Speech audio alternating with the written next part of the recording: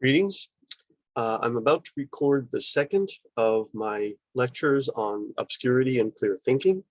Once again, we're going to be looking at definitions, but we're also going to be looking at some of the presumptions that go behind definitions, and certain, I'm going to call them philosophical. I hope that doesn't put you off, but we'll put it, how about this, theoretical problems that arise from attempting to define things, right? And things we want to be aware of, certain pitfalls perhaps to avoid. So having said that, let me share my screen. What screen do I want to share?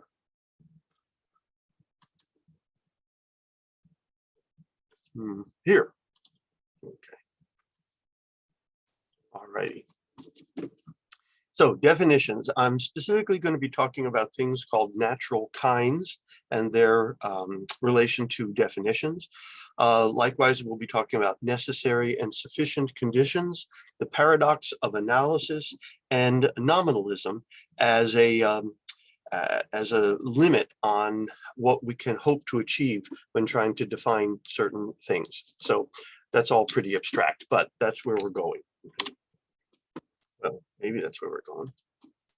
Here we go. All right. So a natural kind is supposed to be a naturally occurring group that share common characteristics, and this is why they're grouped together. So we might talk about mammals as forming a natural kind, and mammals would be a group of animals that share certain features, right? They have hair, they give live birth, they produce milk, right? So these are certain things that all and only mammals have in common, and this is what makes them mammals, right? If they have scales, okay, well, then that wouldn't be a mammal. If they have feathers, oh, no, that wouldn't be a mammal either, right? So there are certain features which are necessary that all mammals must possess, and maybe even jointly sufficient. In other words, that guarantees that you have a mammal if you have these checklist of things, right? So this is what it would be for a natural kind. Now, if there does exist this natural kind, then we can give a definition of that thing, right? We can talk about the definition, let's say, of a triangle as a closed figure having three straight sides, right? So this would be a definition. Being a closed figure is necessary, having three straight sides is necessary, and those two conditions together are jointly sufficient. So we're going to be talking about natural kinds, definitions, and necessary and sufficient conditions, right? All right, so if a thing under consideration has an essential nature, sine qua non, right? In other words, without which it is not, right? Sine qua non. Fancy Latin term, you can phrase rather, you can drop it at a cocktail party. But if it has an essential nature, then an adequate definition for the concept would identify all the necessary and sufficient qualities of a thing defined, such that the definition picks out all and only members of that set named by the concept. But more than that, the definition would not simply assemble a set coextensive with the set of items of that class under consideration. It would tell us what makes each item the member of the set. So Aristotle famously defines human beings as the rational animal. And he thought that this was the definition that picks out all and only human beings. And this is what it is to be a human being, is to be a rational animal. Whether we think he's right about that or not, set aside for a moment. But Diogenes suggests that an equally good definition would be a featherless biped. Right? So, in other words, it were bipedal featherless creatures that he didn't know about kangaroos. And so that definition also picks out all and only human beings. Well, whether that's true or not, that's not the point. The point is that Aristotle thought he was doing something other than just coming up with a formula by which we can assemble a set of all and only human beings. He thought he was doing something deeper. What makes a human being, right? So what is the essential nature?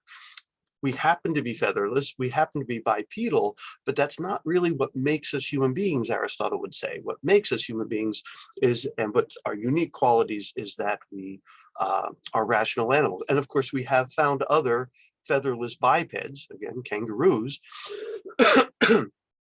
And so clearly that doesn't define us, because it doesn't even pick out a set of all and only human beings. It picks out a set of featherless bipeds, which includes human beings and kangaroos. Well, that's a little bit of a diversion. I didn't really mean to go there, but you get extra when you get me. All right, this is famously what Socrates was always looking for in the Platonic dialogues. If those of you had philosophy, maybe you've read some Plato or Platonic dialogues. So what is it that all and only things of a kind have in common? And in virtue of possessing that are the thing of that kind, right? What is it that makes a just act a just act? What is it that makes a beautiful thing a beautiful thing? For instance, in the dialogue, the Euthyphro, Socrates asks Euthyphro to give him a general definition that identifies the feature or features of all holy deeds or pious acts. What is it that all pious acts have in common? Something like that. The concepts of necessary and sufficient conditions help us understand and explain that different kinds of connections between concepts and how different states of affairs are related to one another. So necessary and sufficient conditions are what we're trying to identify often when we're giving definitions of things, but it's important to understand what is the difference between a necessary condition and a sufficient condition. So we'll start with sufficient. I probably should have started with necessary, but it doesn't matter. So sufficient conditions. To say that X is a sufficient condition for Y is to say that the presence of X guarantees the presence of Y. In other words, it is impossible to have an X without also having a Y. If X is present, then Y must also be present. So this is what it means to say X is sufficient for Y. For instance, being square is sufficient for having four sides, right? So if you know you have a square, you know you have an object with four sides, right? We might say that being a square implies that the object is four-sided, such that if it must be the case that it's a square, then it must be the case that it's four-sided, right? Being divisible by 2 is a sufficient condition for being an even number. So anything that is divisible by 2 is an even number. We know that. We know that by definition. And if a person is born in the United States, this is a sufficient condition for being a US citizen. Now, notice where we're going with this. Being born in the United States is not a necessary condition of being a US citizen.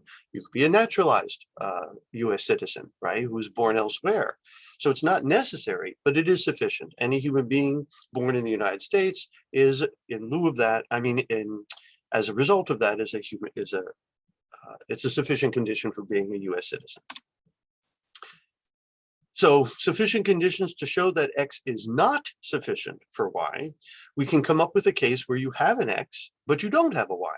So if that ever happens, you have an X and you don't have a Y, well, then that shows that X is not a sufficient condition. Why? Because you got the X, you don't have the Y. So X must not be sufficient after all. So loving someone is not a sufficient for being loved. A person who loves someone might not be loved by anyone. Oh, that was supposed to be a sad face, but it didn't come over. But a question mark might be just as well. So notice that I love someone is no guarantee that I myself am loved, right? Sort of a sad example. Maybe I got to change that with something else next time. Being a US citizen is not a sufficient condition for being a US voter, right? Why? Well, I might be a US citizen, but if I'm not registered, or if I'm underage, or if I'm a convicted felon, I might not be a voter, right? So you can have an X, I'm a US citizen, without the Y, I'm not a voter, right? So this demonstrates that X is not sufficient for Y. So additional remarks, expressions such as if X then Y, that's a conditional, right? We'll spend a lot of time with conditionals in this course. And so if X then Y, if P then Q, etc., you're setting up a logical relation where the antecedent implies the consequent, where the antecedent is a sufficient condition for the consequent. Or we might say X is enough for Y. It's not expressed exactly like the conditional, but it is a conditional, and it's the same relationship of implication and of sufficiency. So these can be understood as suggesting that X is sufficient for Y. If X, then Y is stating that the truth of X is sufficient to guarantee the truth of Y. This is the relationship of implication. Again, we're going to spend a lot of time with that in this course. The same state of affairs might have more than one sufficient condition, however. So notice, being a dog is sufficient for being a mammal, but being a cat is sufficient for being a mammal. Being a hamster is a sufficient condition for being a mammal. So the same state of affairs, being a mammal, might have more than one sufficient condition. For instance, being blue is a sufficient condition for being colored, but of course, being green, being red are also sufficient conditions for being colored. So being blue is not a necessary condition for being colored. Again, preview of where we're going here. So we're there. We're going to talk about necessary conditions now, right? To say that X is a necessary condition for Y is to say that it is impossible to get Y without X. Why? Because X is necessary, right? In other words, the absence of X guarantees the absence of Y, or the falsity of X assures the falsity of Y. A necessary condition is sometimes called an essential condition. So let's go back to Aristotle's definition for human being, the rational animal. Well, if you come across something that's not an animal, not a human being. Why? Because being an animal is a necessary condition of being a human being. And so some disembodied spirit or something like that, there's one thing I can tell you, not a human being. And why is that? Because it's not an animal, according to Aristotle.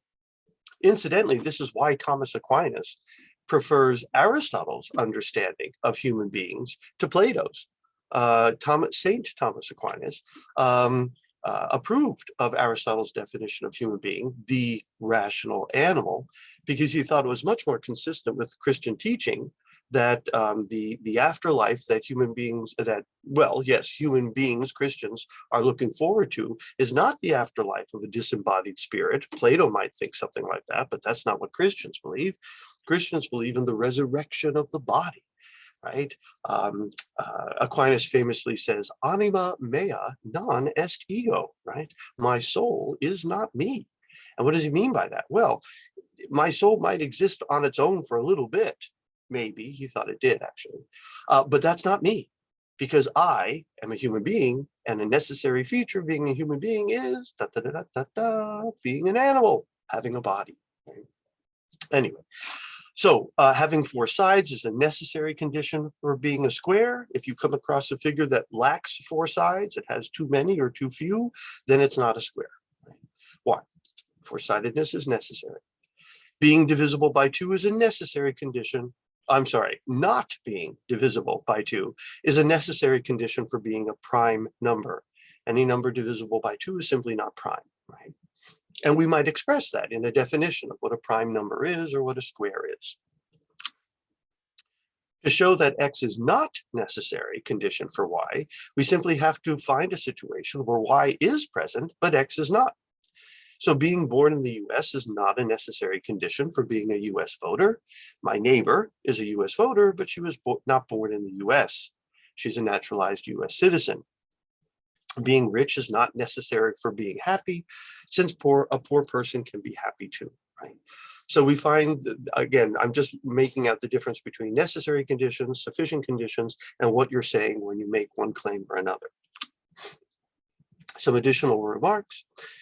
We invoke the notion of necessary condition often in our daily life, even though we might be using different terms. We might say, for example, things like life requires oxygen, right? Well, this is equivalent to saying that the presence of oxygen is a necessary condition for the existence of life. Or we might say a certain state of affairs might have more than one necessary condition. For example, being a good concert pianist, one must have good finger technique. So that's a necessary condition for being a good concert pianist. And one cannot be a good concert pianist if one lacks a good finger technique. So it's a necessary feature. But notice, good finger technique is not sufficient to be a good concert pianist. You might have good technique and still not be a particularly good pianist, right? Maybe you lack artistic ability or a sensitivity, you have an artistic interpretation of music or whatnot. So good technique is necessary, not sufficient. So in the conditional, if you pass the final, you will pass the course. Not passing the course implies you didn't pass the final. So if I told you, if you pass this final exam, you will definitely pass my course, and then you find out you didn't pass my course, well, either I lied or you didn't pass the final. Why? Because I said, if you pass the final, you will pass my course. So if you don't, then apparently you didn't pass the final. In other words, according to this conditional, not passing the final is a necessary condition of not passing the course. That's what I've said. There is no way one could fail the course without also failing the final. But failing the final may not be sufficient for failing the course. In other words, you might fail the final and pass the course anyway. Why? Because I said, if you pass the final, you will pass the course. I didn't say what would happen if you don't pass the final, right? Maybe you're going to pass the course even without passing the final. I just said you will definitely pass the course if you pass the final. In other words, even if the conditional is true, it is possible that you pass the course without passing the final. The conditional only tells you what would happen if you pass.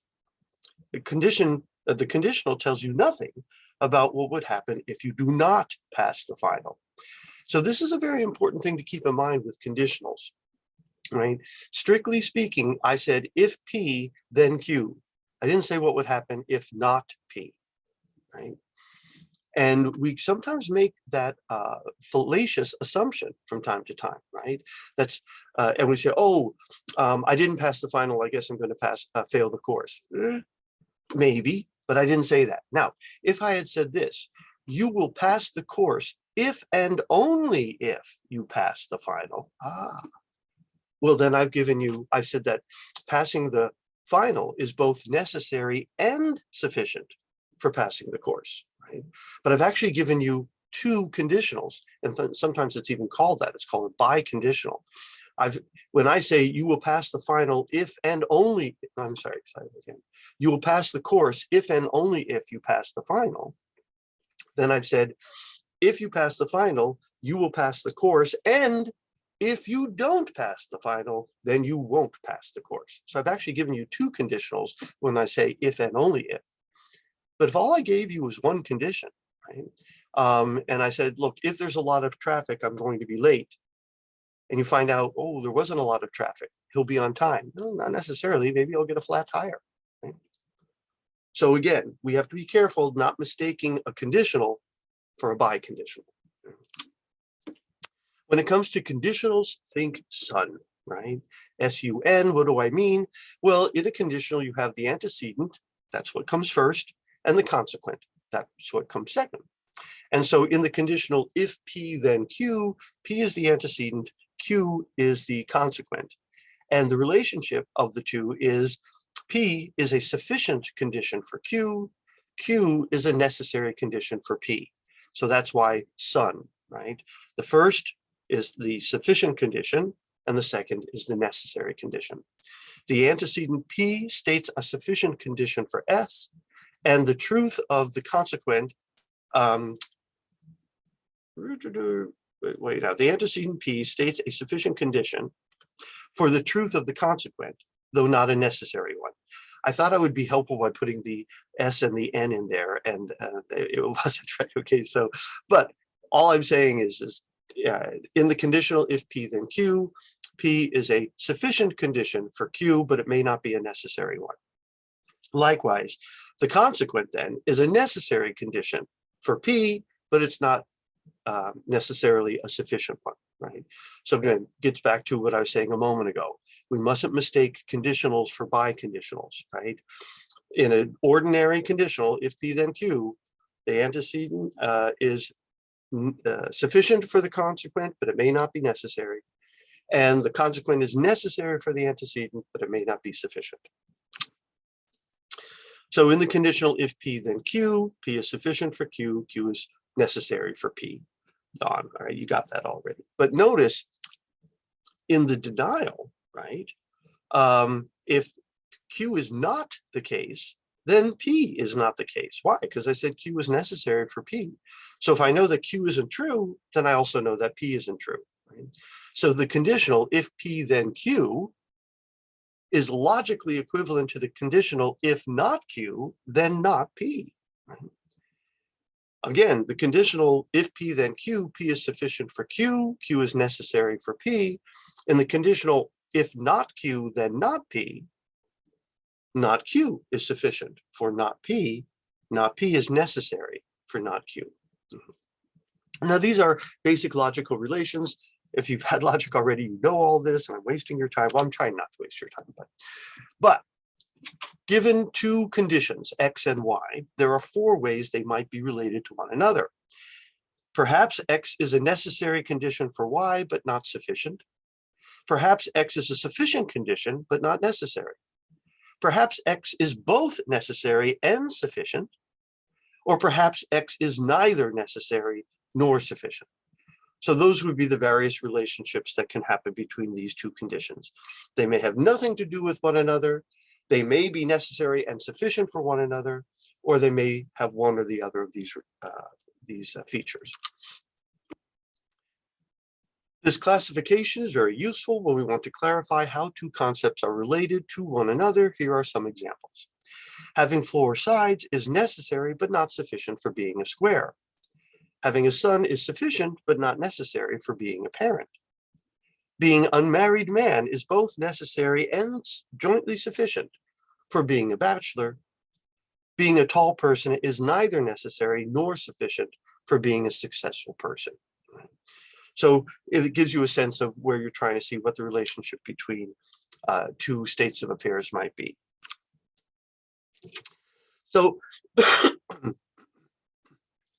I had some of these notes already prepared because I occasionally teach courses in philosophy of religion. And one philosophical question that arises in philosophy of religion is, can we define what a religion is, right? What are we saying? What are we talking about when we're talking about religions? What is it that all and only religions have in common by virtue of which they are religions, right? What's the essence, the sine qua non of a religion? What's the definition of a religion? So I'm using religion because I already had these notes and I just was feeling lazy. But this is it's an example of how, well, certain issues that confront one when one is trying to come up with definitions and imagine all the necessary and sufficient conditions of the thing defined it might have. So imagine we're trying to define religion. That is, imagine we're trying to name the necessary and sufficient conditions of what it is to be a religion, what it is that all and only religions have in common in virtue of possessing which they are religions. Well, certain pitfalls arise, right? One is you might come up with a definition that is too narrow. In other words, you come up with a definition, but it doesn't name all and only religions. It neglects certain religions. So if we said, oh, religion is a worldview that believes in a creator God, well, that would get some religions, right? But it wouldn't get all. Like non-theistic Buddhism would be left out. And normally we'd want to include non-theistic Buddhism. It's one of the largest religions in the world, but they don't have a concept of creating God, right? Any kind of pantheism is going to be left out of that view because pantheists don't believe in a creating God, right? They identify reality with the divine itself. So that would be an example of a definition that fails because it's too narrow. But of course, it could fail in another direction and be too broad, right? If we say, oh, a religion is a worldview that proposes a sense of the nature of humankind and our plot in life and how to, it sets up ideas on how we should deal with one another and with nature or something like that. Well, there's lots of worldviews that do that, right? Arguably, Marxism does that, but I don't think we'd want to refer to Marxism as a religion. Marx didn't want to refer to Marxism as a religion. So that would be too broad because it's including things in the set that we wouldn't think it's appropriate, or we should exclude. And then there's also a presumptive definitions of religion. And these fail because they presume religious understandings of terms, and so in some sense end up defining religion in terms of religion. So if I said, oh, religions are worldviews that require religious faith, well, I put the word religion in there, so you immediately see it's a self-referential definition, and that's for it's presumptive, right? You'd have to know what religious faith is to know what a religion is, but that means you have to know what a religion is in order to know what religious faith is, and you see, right? Or if I said, art is work that is produced by artists. Well, that's a presumptive definition, right? And so who are the artists then? Well, they're the people who make the art. Okay, so that's a pitfall of religions, right? Or rather of definitions. We have to be careful that the definition itself doesn't presume we already understand the term we're trying to define. Now, this creates a problem, and it's called the paradox of analysis. Since the days of Plato, philosophers have worried about what they called the paradox of analysis, right? Plato put it this way: the pursuit of truth is either unnecessary or impossible. And why is that, says Plato? He says, because either we know the truth already, and thus the pursuit of truth is unnecessary, or we do not know the truth, and thus we wouldn't recognize it even if we found it, and therefore the pursuit of truth is impossible. So that's the paradox. For Plato, more strictly, that's often referred to as the paradox of knowledge, or the paradox of the search for knowledge, right? So if you already know what the truth is, there's no point in running out there trying to find it. And if you don't know what the truth is, there's no point in running out there trying to find it either, because you wouldn't recognize it even if it was staring you in the face. Now, if you're already familiar a little bit with Plato, his resolution to that is that we know the truth, but we forgot it. And so we have to be reminded, we have to remember it. And so the whole point of dialogue and learning and education is to help us remember and recall the truth, the innate truth that is in us already. A lot of people aren't crazy about that particular resolution, but that's how he tries to resolve it, right? But notice something of the same paradox arises in the paradox of analysis. Because let's go back to when I was talking about possible definitions of religion. And I said, oh, well, that definition is, is too narrow because it's leaving out examples of religions that we want to include. I said, oh, and that definition is too broad because it's including things that we want to exclude and we want to keep out of our set, right? Well, that presumes I already know what a religion is, because I know that one should be in and I know this one shouldn't be in, right? Well, if I already know what a religion is, why am I trying to define it? So, and if I don't know what a religion is, how could I possibly define it? How would I ever know when I've got the correct definition? So just as Plato points out, there's a paradox with the pursuit of knowledge and truth. Another example of that, or instance of that, is the paradox of analysis, and it arises with the pursuit of definitions. Either we know what the word religion means, and thus there's no reason to define it further, or we do not know what the word means, and therefore we would never know an adequate definition, even if we found one. Now, there are nevertheless people who defend looking for definitions of religion or other sorts of things.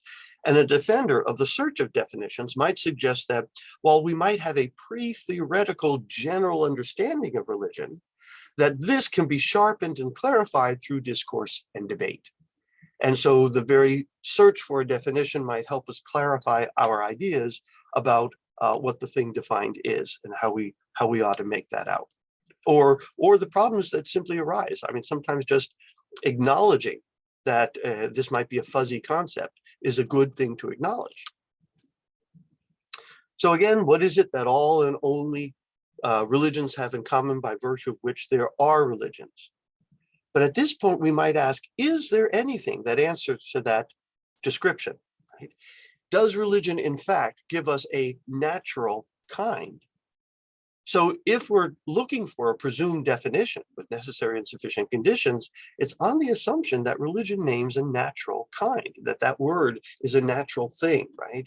Plato talks about how we are cutting the world at its joints. In other words, that things come naturally composed and compacted into kinds. And that's the purpose of philosophy, the purpose of language. So again, we'd want to make the definition of religion that is not overly vague and general, but that is still inclusive enough so as not to leave out practices that would be practically beneficial to include. Again, how would we go about that? But again, this raises the question, beneficial to include for what purposes? It seems that a definition that might be useful to an economist might not be useful to, say, an art historian, right? So if we're saying, well, let's craft a definition and sharpen our understandings of religion in a way that gives us a useful term, right? A term of art, a working definition. But that may be specific to the task at hand, right? And so a working definition, perhaps for an economist, may not be a good working definition for an art historian, right? But the deeper question is there an essence to religion at all? Does it form a natural kind? Is there something that all and only religions have in common by virtue of the possession of which they are religions, right? So is religion a natural kind with an essence to be discovered and named? The ubiquity of religion may suggest an innate religious instinct. The philosopher and theologian Rudolf Otto certainly seemed to think so. If you don't know Otto, don't worry about it. But Otto thought that religion does name a natural kind, that this is almost a prehistorical religious instinct that human beings have, and that wherever you find human beings, at least healthy human beings, you will find instances of this religious instinct, and it's unique. He wrote this in a book called The Idea of the Holy, and his main claim there is that experience, holy experience, sacred experience, is different than any other kind of experience that human beings have. The human beings have profane, non-human, non-holy experience, which is occasionally punctuated by a completely different sui generis, right? Thing unto itself, a class unto itself kind of experience. And this is what all and only religions have in common by virtue of which they are religions. Maybe he's right, maybe not, right? There are other people who would suggest that there is no there. There is no unique thing that all and only religions have in common, that there is no essential nature to the things that we refer to as religion. So that view is a view called nominalism, right? And that's applying nominalism to the term religion, but nominalism more broadly brings into question the existence of natural kinds at all. So if you're sort of a global nominalist, there's a 20th century philosopher, Nelson Goodman, who's a very kind of well-respected, he's dead now, nominalist, right? And he thinks that this is any common noun we can apply this analysis to, right? He denies that there are essences. There's a lot of philosophers that do that. They deny that there's any essences in the world. What there are, they say, are social linguistic practices, and our social linguistic practices engage us in a kind of sorting that we agree to, tacitly agree to, simply by learning and using a language. And we start to classify things, and we start to build these sets of things with our language. Nominalism coming from the word nomen for name, right? And so think of it this way. I think I say this in a later slide. We have a box, and we put a name on that box, cat, right? And this becomes the cat box. And to say that something is a cat is to say that as a language community, we put objects of, we put a certain set of objects in that box. And to say it's a cat is simply to say it's something in the cat box, right? It's not to name an essential feature, because we kind of almost arbitrarily develop our sorting practices, not entirely arbitrarily. Goodman would say that sometimes practical goals guide our sorting practices, but it's not some sort of metaphysical reality that we're acknowledging. It's a practical goal we're achieving by sorting the world in this particular way. So Let me back to my slide here. Nevertheless, there are other objections to even the search for a definition of religions or any other common noun, if you're Delson Goodman. Some would argue that the search for a definition is fundamentally misconceived. It is premised on an unsupported assumption. It presumes that religion is a natural kind and therefore has an essence that can be defined. However, if religion is not a natural kind, there may be no essence to discover and hence no set of necessary and sufficient conditions and no definition to be discovered. Those who hold a nominalist view of universals, common nouns like cat, dog, would suggest a common noun, let's take a sandwich, names a set of objects called together by our linguistic practices. Right? So I have a colleague who teaches intro to philosophy, as I do, and one of his early exercises when he's doing Platonic dialogues is he'll break the class into groups and they're supposed to come up with the proper definition of a sandwich. What are the necessary and sufficient conditions of something being a sandwich? And occasionally fist fights break out. That's not really true, but there seems to be, this can excite people, right? Is a burrito a sandwich or not? Right? Does a sandwich have to have bread?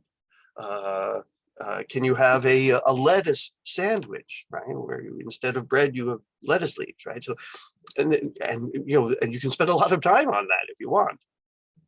Or you could be a nominalist and say, there's no there. There is no definition of a sandwich, right? There's a kind of loose, fuzzy sorting practice that we do with our language. And there's clear examples of sandwiches and clear examples of not sandwich. So if I set a bowl of soup down in front of you and say, here's your sandwich, no, that's not a sandwich. If I set a hamburger in front of you, here's your sandwich, okay, that you're gonna probably call that a sandwich. And if I do a lettuce wrap, I don't know, right? But why? Well, because there's no essential nature to a sandwich, or at least so the nominalist would have us believe. They think of it as this way, right? There's a box someplace with the label sandwich on it, and whatever is in the box is a sandwich. Right? To say that something is a sandwich is merely to say it's in the sandwich box.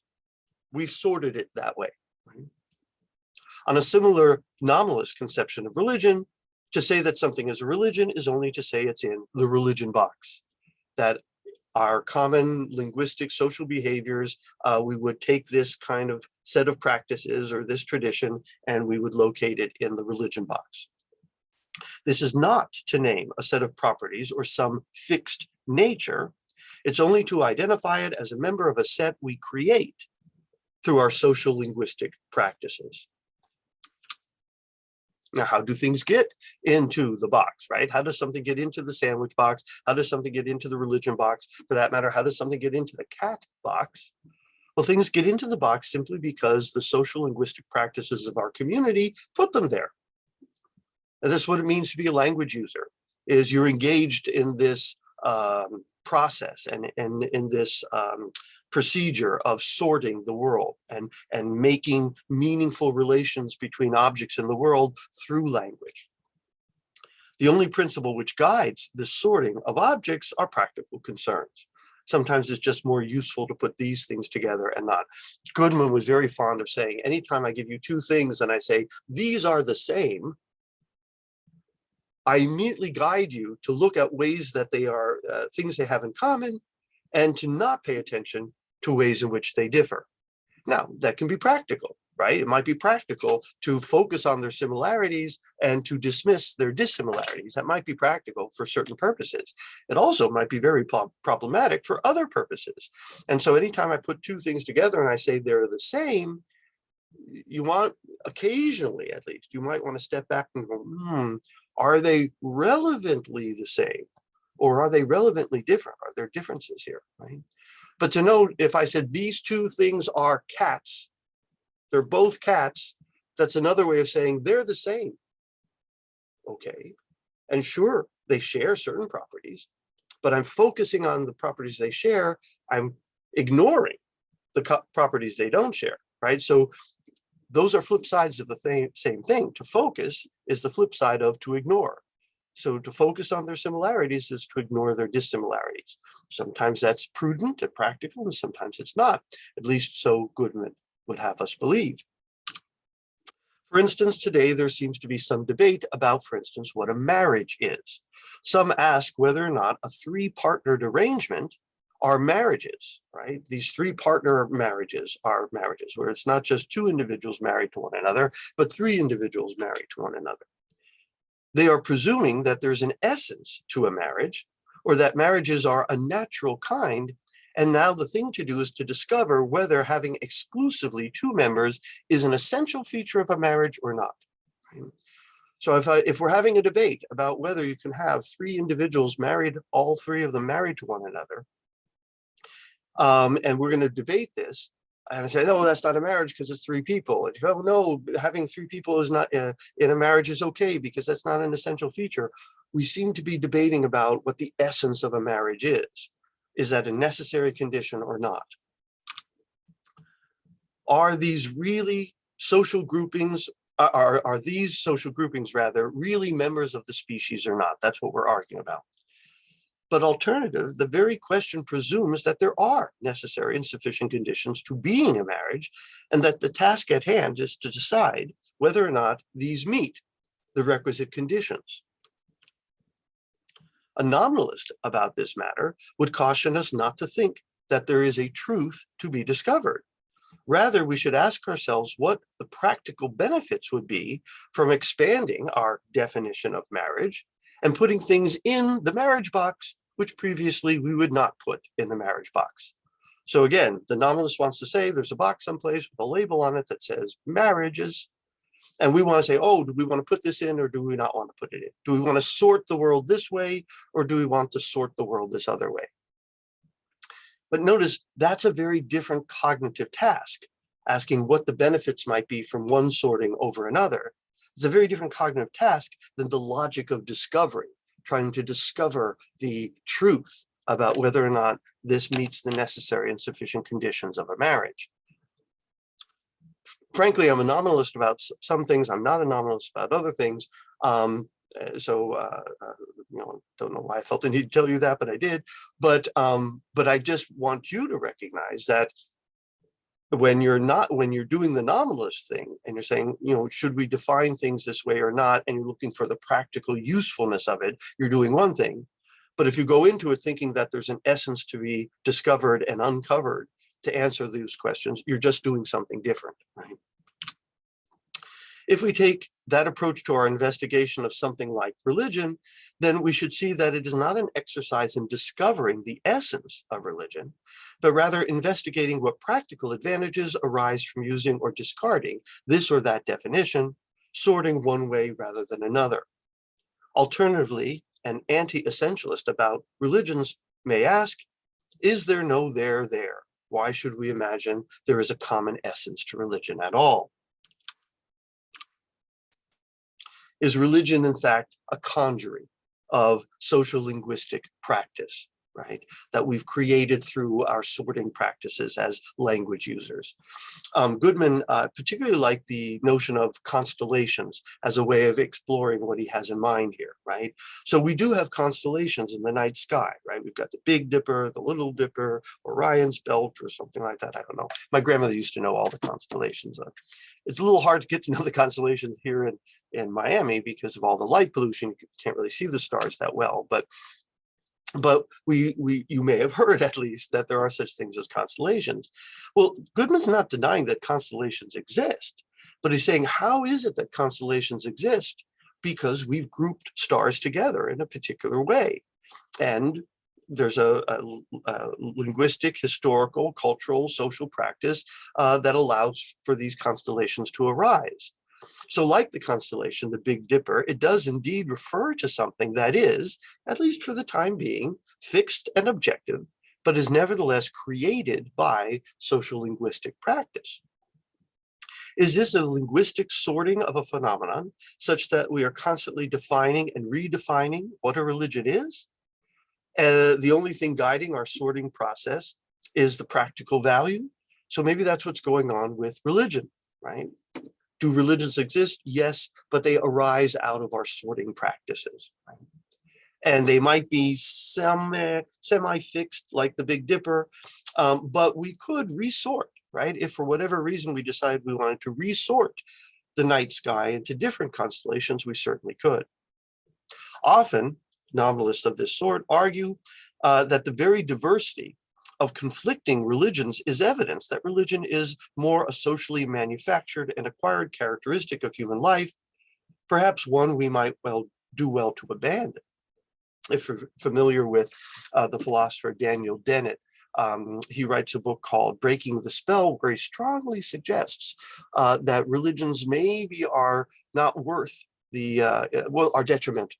That at this point, they've become somewhat detrimental to human interests and human needs. The 20th century, some concluding remarks on definitions. The 20th century philosopher Ludwig Wittgenstein suggested that there are many terms for which we cannot provide necessary and sufficient conditions, and yet we know perfectly well what these terms mean. So he thought there were certain terms we can't define, but he really didn't think definitions were that crucial to understanding the meaning of terms. Right? He gave the example of a game. According to him, among the many things that count as games, there exists only a family resemblance, but no neat set of necessary and sufficient conditions. So Wittgenstein offered the word game as, here's a word competent language users know what a game is, right? But if you asked a competent language user, give me a definition, you'd find as much difficulty as trying to get a definition of a sandwich. Now, the fact that I can't give you a definition of a sandwich, does that mean I don't know what the word sandwich means? Wittgenstein thought that was bizarre. No, of course not. Likewise, I may not be able to give you necessary and sufficient conditions of a game. That doesn't show you I don't know what a game means.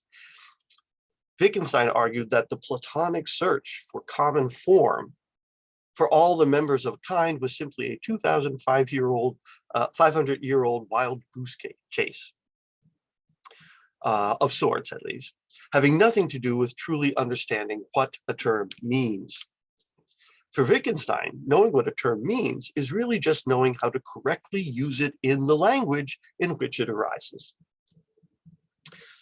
Just like knowing what a rook is or what a rook means simply means correctly using it in a game of chess. Knowing what a game means is correctly deploying the term in the language game in which it occurs. A student of Wittgenstein, Morris Weitz, in an article he wrote called The Role of Theory in Aesthetics, suggests that much is the same about the word art. While Byzantine painting or ancient Greek tragedy might be concepts we can define with strict conditions, this is because they denote closed concepts. This is a term that Weitz introduces, a closed concept. That is, these traditions have ended. We're no longer engaged in Byzantine painting. We're no longer engaged in ancient Greek tragedy manufacturing.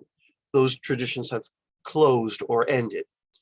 Now, I might wish to do a tragedy in the tradition of ancient Greek tragedy, right? So maybe I want to write a modern day contemporary thing, but I would only be using the definition of ancient Greek tragedy because it's a closed concept. And if I diverge from that, people would say, oh, that was a very good play, but it's not an ancient Greek tragedy. Why? Because it didn't have these features, right? So for these closed traditions, it is possible to give strict, necessary, and sufficient conditions for, again, Byzantine painting. But as a living tradition, contemporary art is an open concept, White says, right? Thus, it defies definition. Given its dynamic, living, kind of organic nature, the terms counting as art, the items counting as art, may increase in diversity in unpredictable and unforeseen ways. So it's very possible that the very next wave of art is going to be producing objects which we normally would not put in the art box, but now we decide we do want to put them in the art box. I remember reading an article one time, it was written in the 1950s, and it was art critics discussing non-representational metal sculptures. There were sort of rods and things like that. And there was a big debate as to whether they were really sculptures or not. So artists were offering these objects as art, and more specifically as sculptures. And what the critics had to decide is, are they going to accept them? Are they going to put them in the art box, or are they not going to put them in the art box? But if White's is right about this, then the most you're ever going to get is a definition that kind of identifies the things in the art box for the time being, but it's open and it's subject to change. All right, so these are certain, I think that's the end of my presentation. It is. So stop share. So again, this is my second look at the notion of definitions. And again, we covered definitions, necessary and sufficient conditions, the paradox of analysis, and nominalism. And all of this within reference to whether or not the thing defined is a natural kind or not. I hope this was helpful to you as a way of getting through the notes. You have the notes. And naturally, if you have any questions, please let me know.